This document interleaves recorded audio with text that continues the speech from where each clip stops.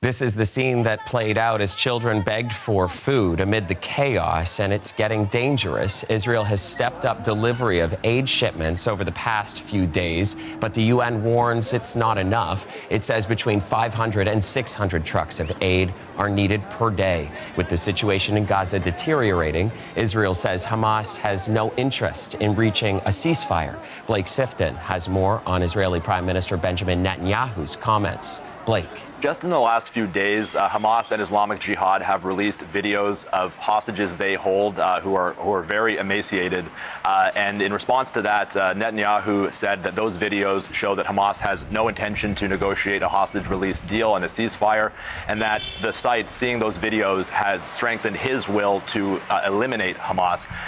Now, all of that comes amid reports in Israel that the government is considering expanding the military operation in Gaza in order to get back the 50 hostages who remain in captivity there. It's being said that they believe that only decisive military victory will win their release. Now, the family members of those hostages still held captive in Gaza are outraged by that idea. They say that the idea that only fighting will bring their loved ones home is a fraud, and that in reality an expanded ground operation would risk their lives.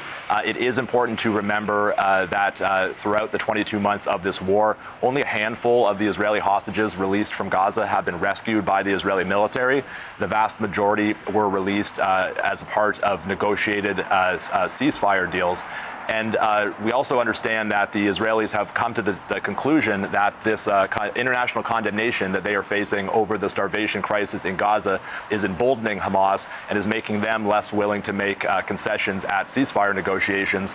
And we're hearing that the U.S. and Israel may be preparing an ultimatum for Hamas, where they would basically tell the group, you have to release all of the hostages, not some as in previous deals, but all of them in exchange for Palestinian prisoners. You have to surrender and you have to disarm, or else you face an expanded war in Gaza.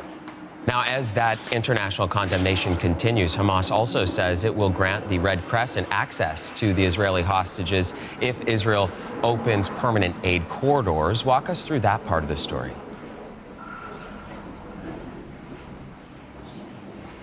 That's right. So throughout the entirety of this war, both Hamas and Islamic Jihad have never granted the Red Cross access to the hostages held in Gaza.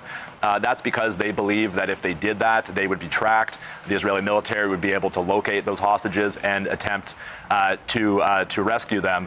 However, with the release of these videos in the last few days, Hamas now has said that they would grant the Red Cross access to these to hostages to bring them food and medicine, but only on two conditions. And those conditions are, as you say, that Israel open permanent aid corridors into Gaza, and that they also halt all air activity during those visits. Now, Hamas has also said that they're not deliberately starving hostages, and that the hostages eat what everyone in Gaza eats these days, which is very little. However, the Israeli government has rejected that. They say it's propaganda, and the family members of those hostages who appeared in videos in recent days also rejected that. They say that Hamas members are well fed while their family members starve. Blake Sifton reporting from Tel Aviv.